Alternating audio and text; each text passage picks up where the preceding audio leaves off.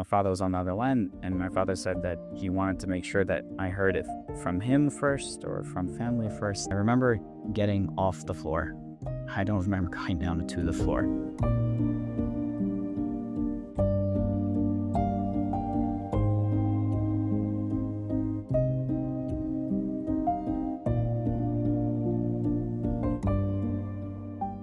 My name is Jacob Ness, and I'm Joshua's brother, the Shordabi. He met Aliyah when, in 2007, I was 9 and he was 7 at the time.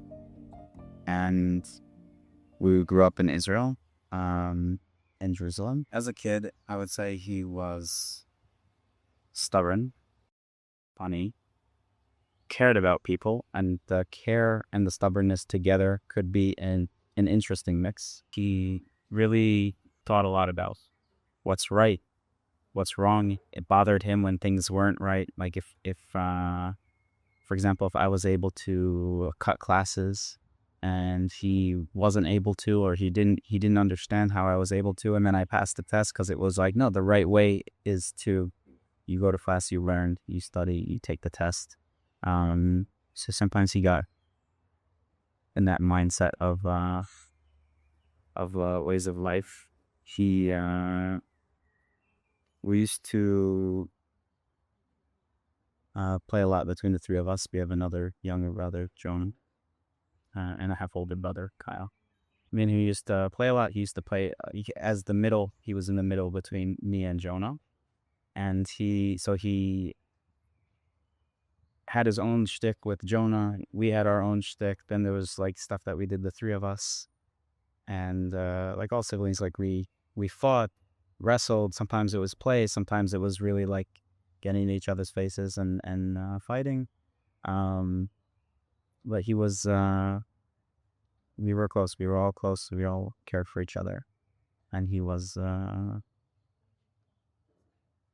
used to do this thing, me and him, like with our hands, where we were like, instead of sock puppets, we would just talk as if they have personalities. And then he brought it to his friend because he really liked it, so he brought that like to his friend, where we used to go like this is talking, and his friend came up with like, oh, he has hands and like eyes and it's like a person. Like that's something that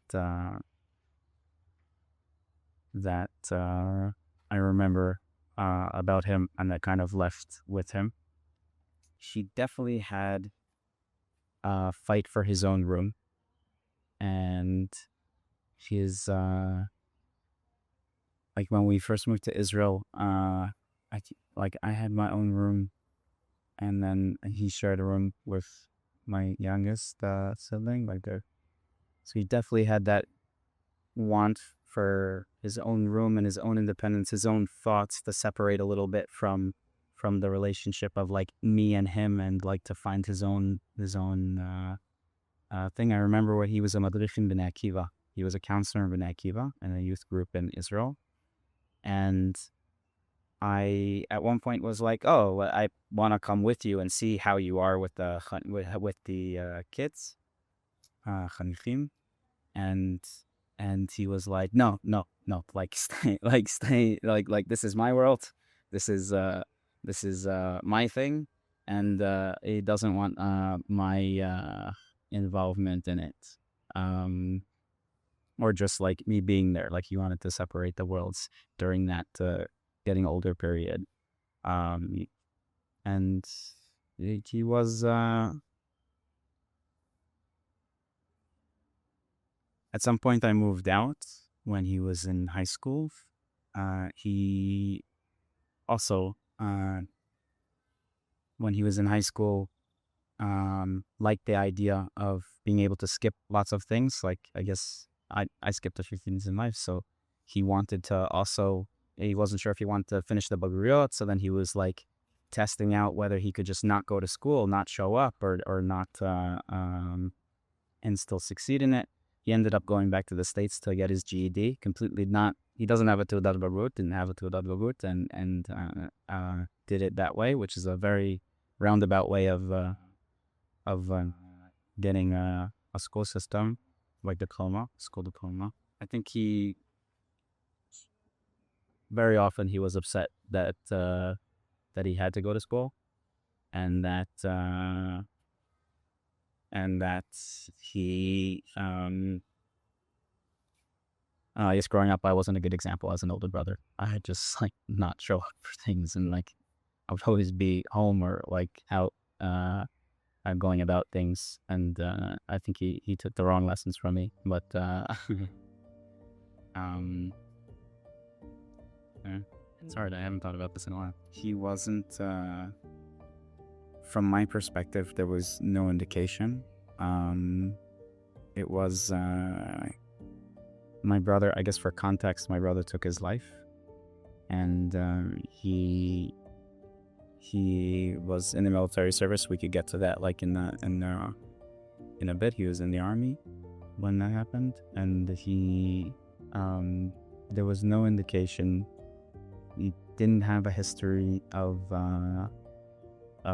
let's say mental health issues or struggles that he brought up with us that were not like normal, whether it was a breakup or other things like that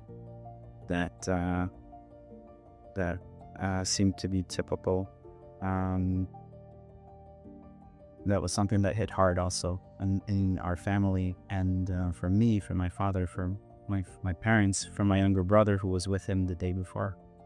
And it was no indication. He went to the States specifically to get his GED. And so he came back to Israel, and he started working as a pizza delivery guy. So it was really funny because he had the army date coming up of when he has to go in, the drafting date.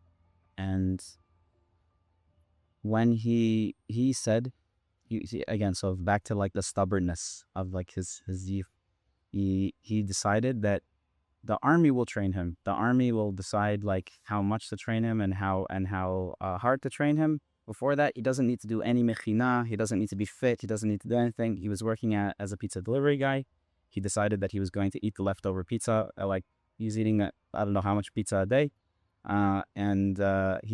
My mother even said to him like, "Oh, why don't you just start like walking a couple of kilometers around the apartment just for something?" And he was like, "No, I'll figure it out. That's the army's job. Why would I want to do that?" I haven't met many people like that. And so when he went into the army, he went straight into Sayeret Khalut, so the elite unit of Kfir, and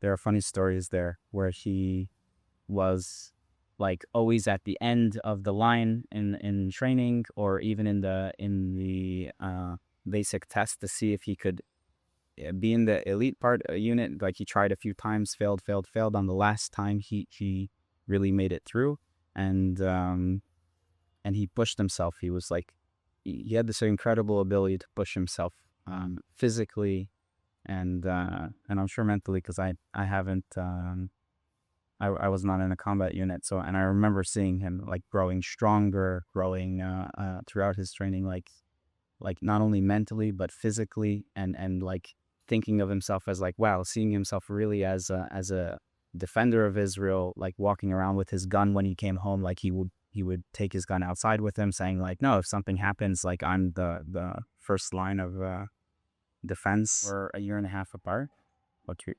years. He went into the army before me, and I was living elsewhere. And then when I went into the army, so like during basic training, I made sure to, like, every weekend that we could spend together, we made sure to eat together.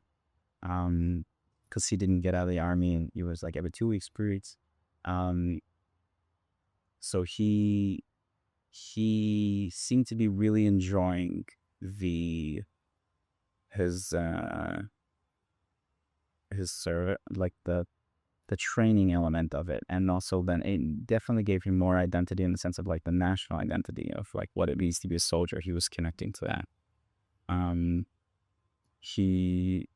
There are also funny stories about training where he's like, oh, this is like, he was in the middle of the desert and there was this mountain and you could see the peak of the mountain, and he's like, okay, we're about to get to the peak of the mountain. They get there and there's more mountain that was like hidden by the peak, and just like that continuous, like never ending scaling this mountain in the desert. It was really funny because he didn't travel that much, like in hikes, and when he was younger. So it was funny hearing those stories from him, from his training, from like the soldier aspect of it. Most of our bonding over the army came from him making fun of me, because I didn't know different things about weapons, different things about the army, like from a combat perspective.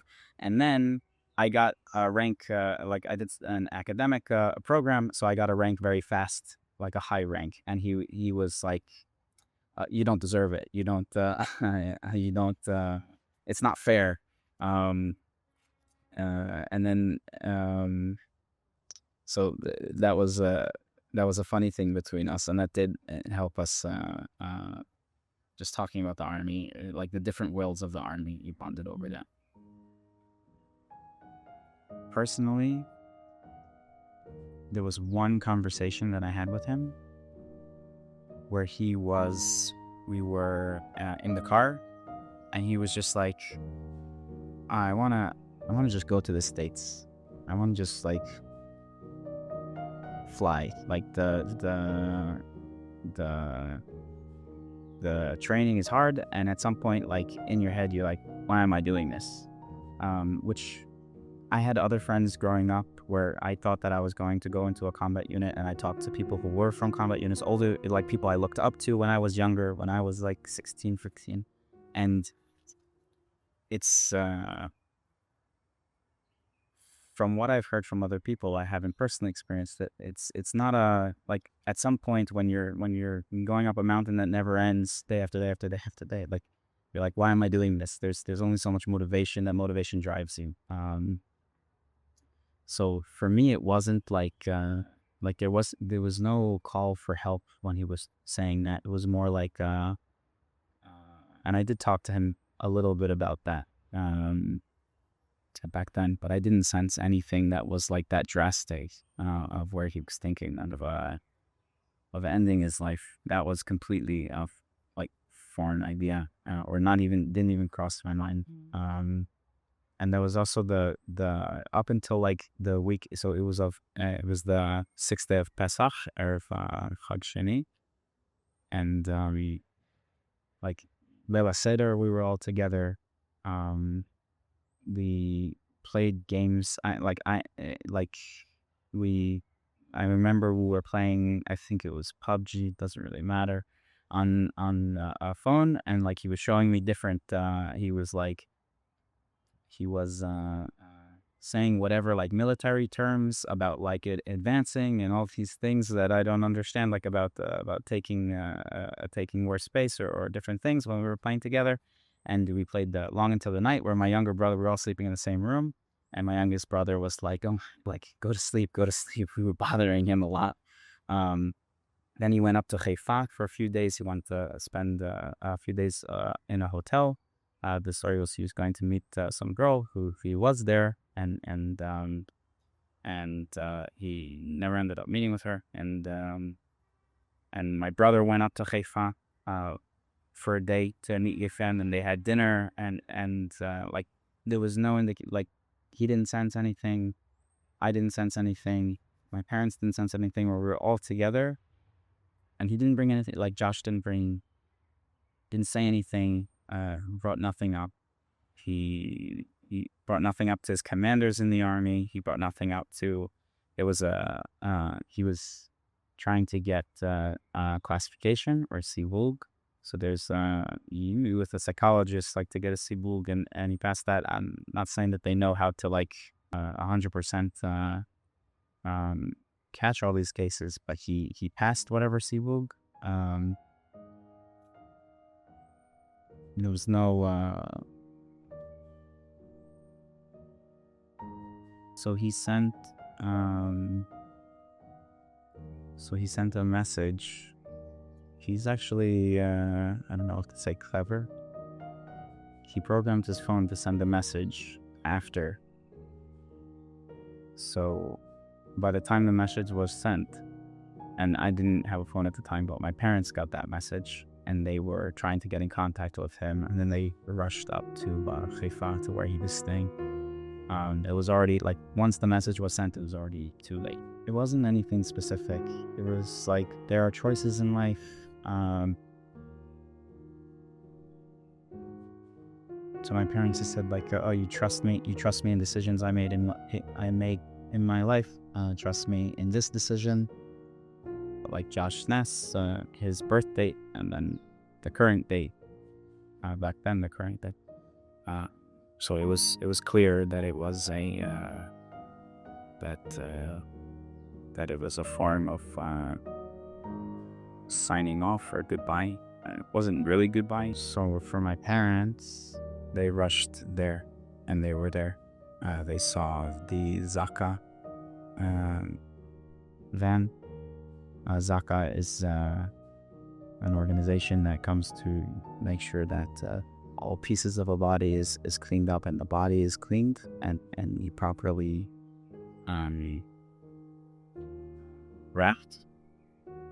And so they just because I think about it sometimes, that they just popped into my head now. My mother worked in a ME's office in the States. Otherwise, she said she like, I can't imagine what she went through. She smelled the blood, so she knew that there was a body. And then my father knew by the Zaka van that there was a body. So they each knew in their own way, because she didn't know the Zaka van. So they each knew in their own way that there was a body there, and then they made it to Srifin, which is the military base for. But there's also a center there for take bodies, and then they were there. So from my perspective, I didn't have a phone. I was going through a phase where I was like, oh, maybe you could exist without a phone, which happened to be a weird timing. But so my older brother knocked on my door in the morning, and when I answered, I was confused to see him, because it was like very early. It was I don't know if it was like 5 or like, it was very early in the morning. And then I was like excited to see him, like, oh, hey, wait, but like, what are you doing here? And then he just handed me a phone, and didn't even know what was happening. I put the phone to my ear, and my father was on the other line, and my father said that he wanted to make sure that I heard it from him first or from family first. He said that your brother Josh is no longer alive. I don't remember. I remember getting off the floor. I don't remember going down to the floor. But I remember then getting up, which is fine, because like, I guess if people are like giving bad news, to say like, oh, sit down, and it's like, oh, no, I can understand that. So we ended up talking, me and my brother. Then 2 soldiers came to notify me, because they notify each in the first order family, or like the family unit, everyone gets notified. So then 2 soldiers came. They told me to sit down, and I was offering them water. I was already the shock. I mean, like, it was still shock, but like I was past the initial just like blank. A few, I don't know how long. And then they told me when the funeral was gonna be, and then my brother's mom, half siblings, drove us on our way to Jerusalem.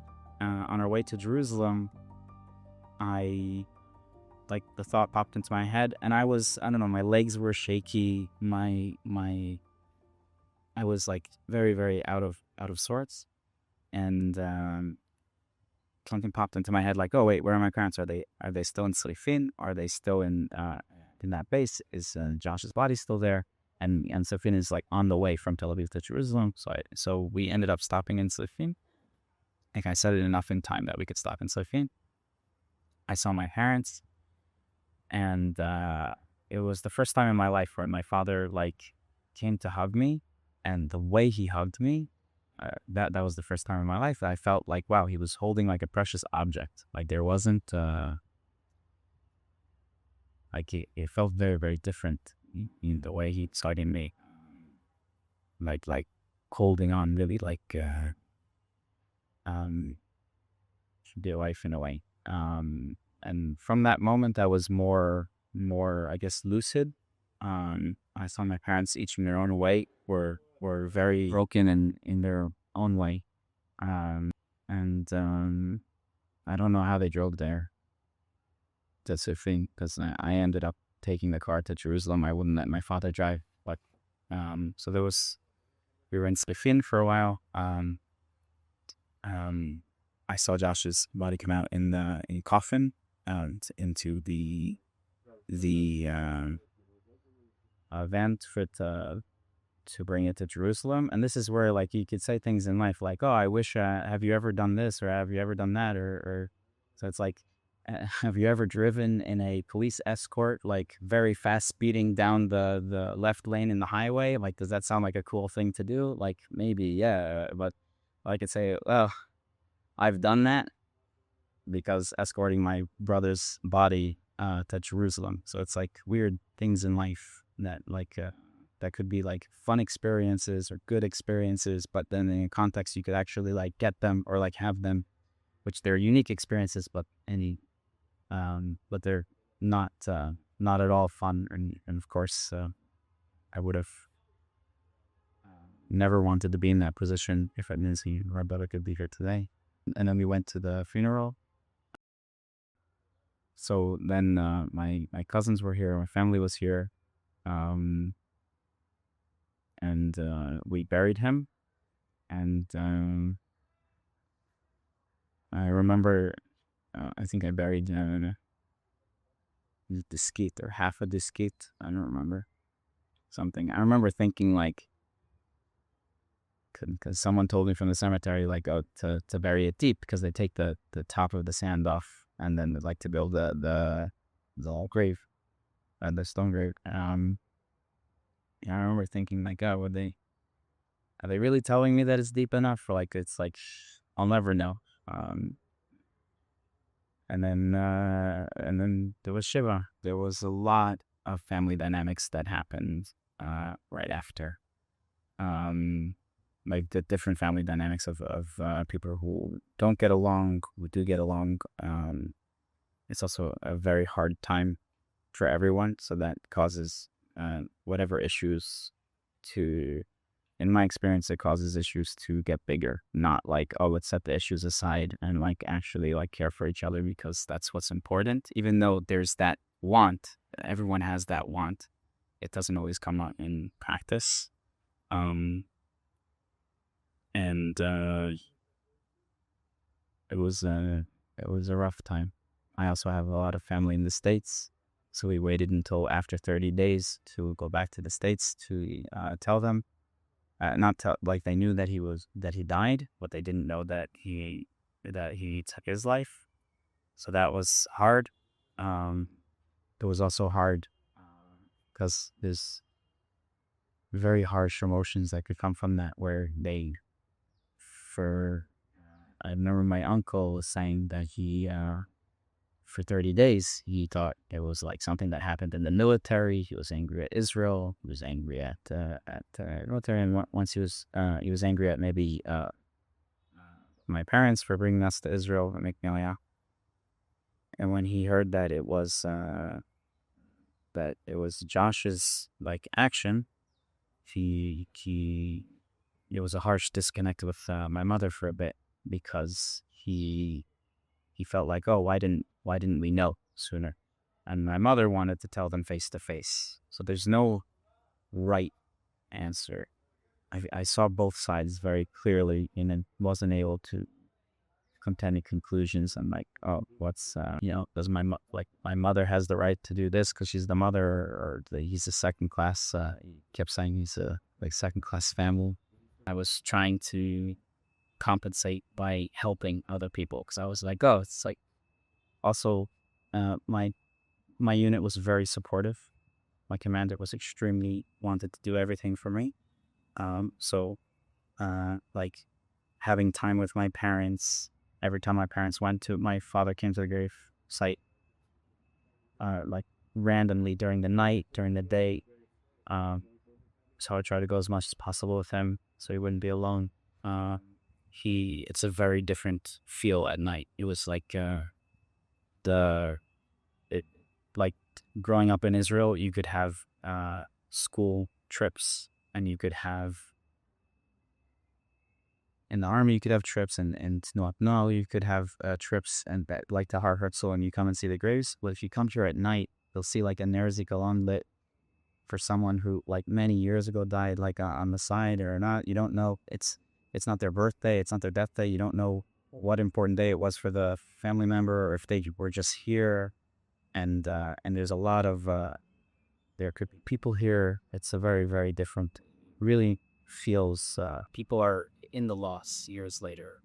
There was one person in the Shiva, so they talked about death and suicide, and they actually said that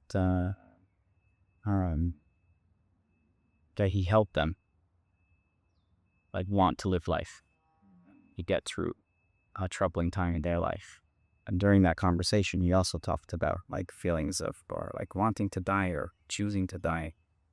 But there never conversations that he had with anyone. I was surprised how much suicide was in people, like how many people are buried and the suicide. Even like from the personal aspect of like my parents, they went through different phases of like, oh, is there a difference if it's something that became too much for him, or if he died like because of certain things that happened in the army, which I don't think that we could know much. And or like if it was an accident in the army. And my mother said something recently that she, like, again, both my parents go through different ways, but recently my mother said that she doesn't feel like he's a fallen soldier, and she has a hard time with it because like Yom HaZikaron, so she does feel a bit like, I'm not sure if the word would be isolated or that it's a taboo, that Yom HaZikaron is like that he's a part of Yom HaZikaron, which is a very, very harsh, like on the one side I could see how it could be like a harsh thought to have, and I don't know how she like reconciles with herself about what it means for her. And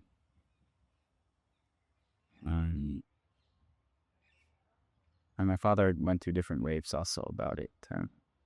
It being the same, it not being the same. It's especially after October 7th, there was so this is the chelka where October 7th filled this chelka, and I remember there's a huge difference between the before, like there being like one grave or not, and then another grave, and then another grave. After October 7th, it was like, for me, it was very emotional to see them. He's almost like in more industrial, because they were able to like cement 3 rows of graves at the same time, which doesn't happen. If I'm being honest, I don't know. I have a lot of courage and strength for the future. Me and my family went through a very rough few years where we, each in our own way, we're all going through a very interesting time or challenging time.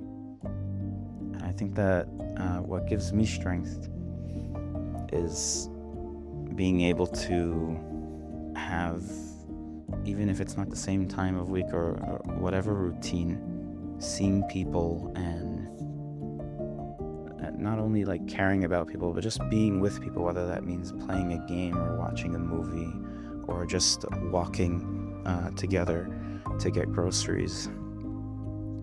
There's something special about what we can do in a community, and when we form a community to ease each other's stresses and pains.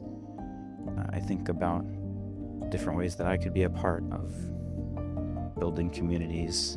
And then there's a lot of, I guess, discomfort, like when I try to think about, when I think about suicide and what happened to my brother, and how much his close family, like me, my parents, my younger brother, my older brother, didn't see it. I have a very hard time thinking about how to help in that world, but helping people just reduce stress and caring about each other, and just think of a brighter future, even when all sorts of thoughts happen where I'm not so sure about the future.